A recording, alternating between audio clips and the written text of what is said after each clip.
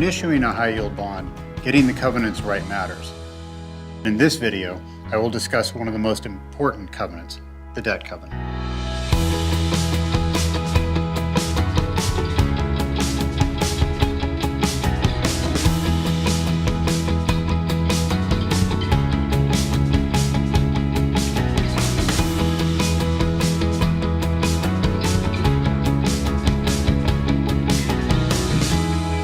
In the last video segment, I explained which entities need to comply with the covenant package and the general guiding principles of high-yield debt.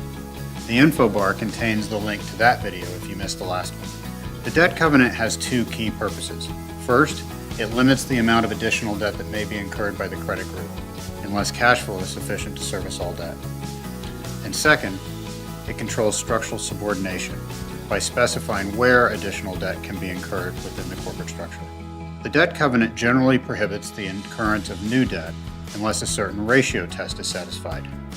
You might hear the term ratio debt, which is the debt that's incurred in accordance with a specified ratio, which is, in most cases, the ratio of the issuer's EBITDA to fixed charges. In other words, the ratio looks at whether a company's free cash flow is sufficient to service the new debt. The covenant also includes exceptions known as permitted debt. There are also situations where an issuer may want to negotiate items that are expressly excluded as indebtedness.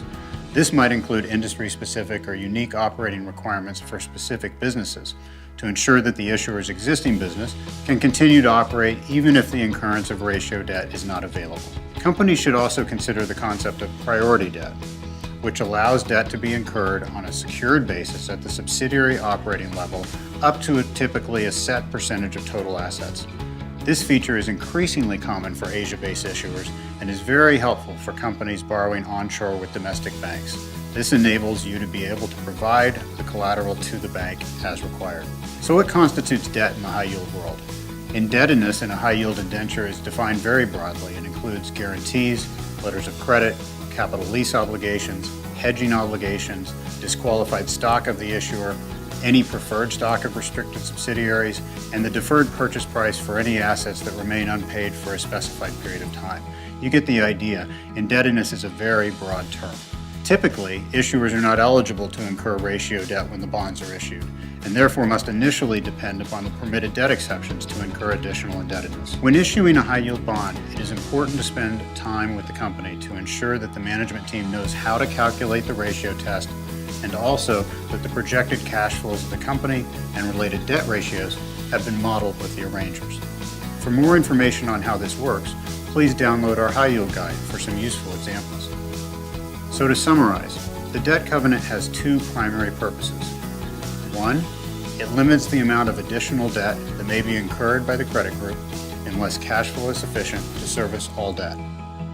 Two, it controls structural subordination by specifying where in the corporate structure additional debt can be incurred.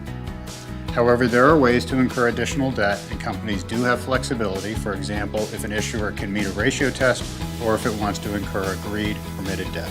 Understanding covenants like this one is important to ensuring that the bond is tailored to the needs of all parties, both to investors and to the issuer. In our final video, we look at another important covenant, restricted payments.